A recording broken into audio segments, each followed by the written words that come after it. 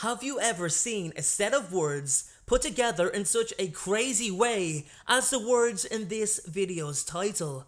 What if Harry Potter was raised by the Malfoys, raised as their own son, stepbrother to Draco, brought up in that household with those mannerisms, those beliefs? Could you imagine the Harry Potter we'd get if he really was brought up by Lucius and Narcissa Malfoy?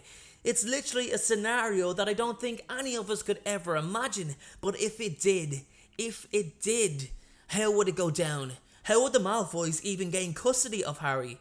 Why would they gain custody of him? Would Harry be made aware of his past?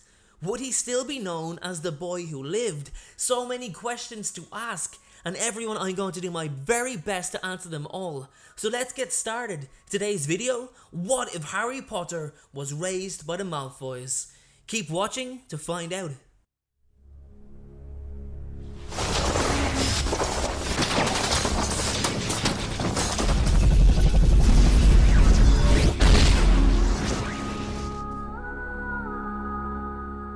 So, how does this scenario even begin?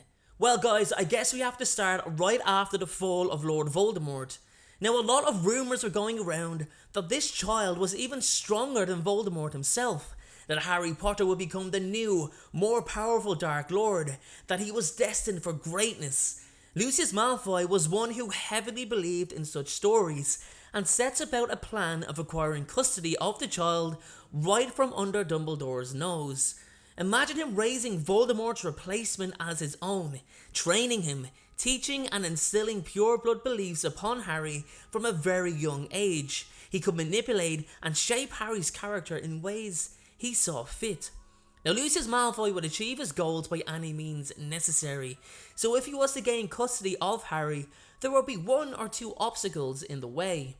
Now, James and Lily will be dead, as we know. Sirius Black would still be incarcerated, so that's no issue. However, the Dursleys would still be in the picture.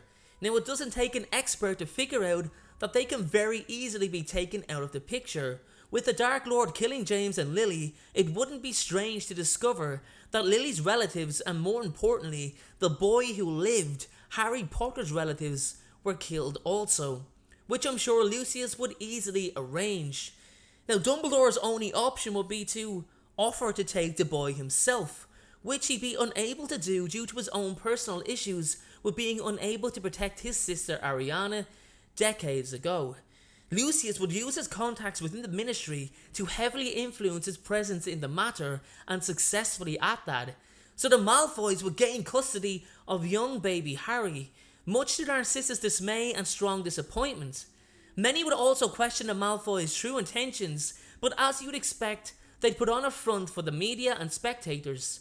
Lucius would most likely use the fact that he was under the Imperius Curse the entire time to gain sympathy for his cause to finally contribute. He denounced the Dark Lord publicly and stated how much he respected Lily and James for their brave fight.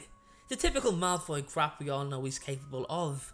Now, Draco, growing up alongside Harry, would always be the main child. He's flesh and blood. He has meaning and importance to the Malfoy name, and Narcissa would make sure of that. Now, that's not to say that Harry wouldn't be raised well or even mistreated. Lucius would definitely need the boy to feel valued. His future importance is far too valuable to not have him on side.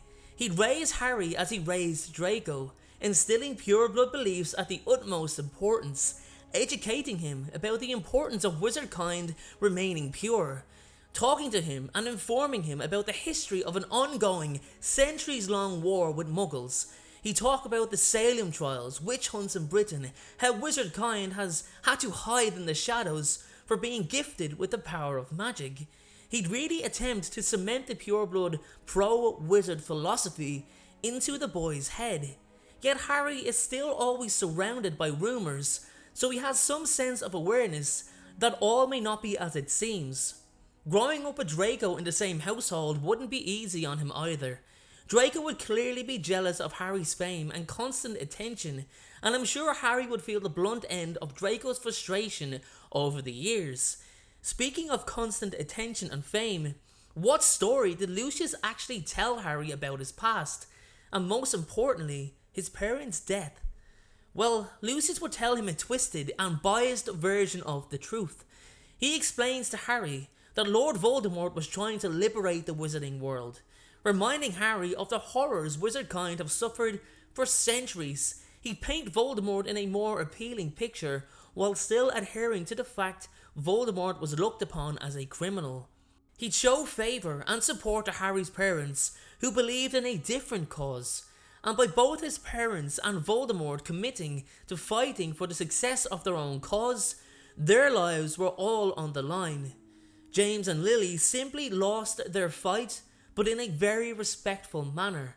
And over the years, Harry was eventually convinced his parents died honourably against an honourable man, for a cause, and not to forget that Voldemort lost his life in the battle too.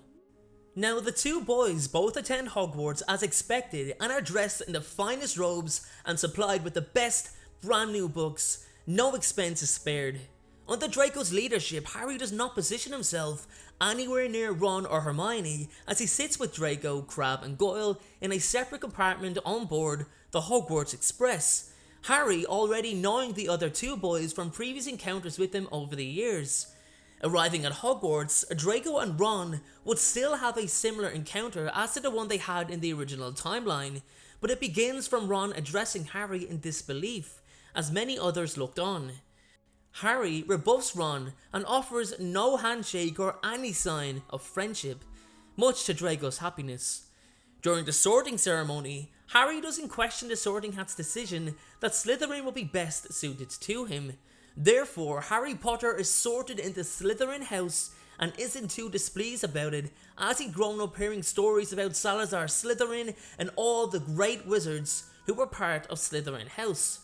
Now, Harry wasn't going into his schooling days unprepared for fame. He was much better equipped to handle the attention also, or so he thought. Anyway, he'd already ridden a broom just like Draco had, and had practiced with Lucius' wand early on, while Draco had used Narcissus, but Harry had been living quite a secluded life as well. What he wasn't prepared for was just how many questions he'd get, and how his every single move was watched and analysed.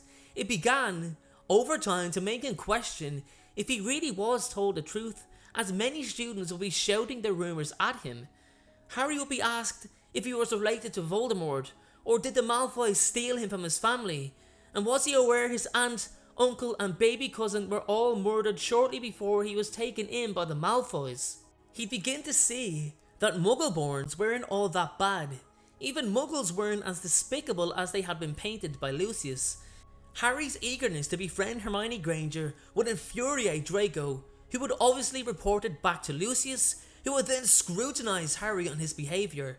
It only made Harry more curious. He researched his parents and this Lord Voldemort, and Harry quickly realised that any man whose name was feared alone, whose name was afraid to be spoken, could not have been in any way decent or good. He confronts his stepfather about all the rumours and accusations, his parents' deaths, Voldemort, even the torturing of the Longbottoms, until finally Lucius revealed the true nature of why he adopted Harry, to prepare him for his new role to replace Lord Voldemort, to become more powerful, stronger, better than the Dark Lord has ever been. As Lucius was well aware the Dark Lord would eventually return, and he needed to have a competitor ready, because Voldemort would not be happy. Harry is shocked, hurt, and horrified to learn that he had been living a lie the whole time. He completely refuses to be who Lucius wants him to be, and informs him that he'll make his own destiny, he'll decide his own future. Furious, Lucius disowns Harry and casts him out, reverting to his original support for Lord Voldemort. Because he hadn't been so close to Ron or many, Dumbledore arranges for Harry to permanently reside on the school premises in exchange for Harry divulging the information on his stepfather, many secrets that he had learned over time. The timeline resumes with Voldemort looking for the Philosopher's Stone, and whether he succeeds without Harry's intervention is another story. Thank you so much for watching. I truly appreciate your support. Everyone, notifications of uploads are more important than ever, so please, if you haven't already, turn those notifications on to make sure you're notified the moment my video goes live. Making videos is what I love to do, it's my dream and my passion. However, it does cost time and money to produce this content, so if you have $1 to spare to support me on Patreon in exchange for some exclusive unseen content, then you can click the Patreon link below or at the end of this video. Please only support me if you can afford it. And make sure to follow me on Instagram at InstaDNJ and on Twitter at PotterFolklore. Check out my other videos appearing on screen, and please make sure, most importantly, to hit that subscribe button. Thanks again everyone, and please have a great day.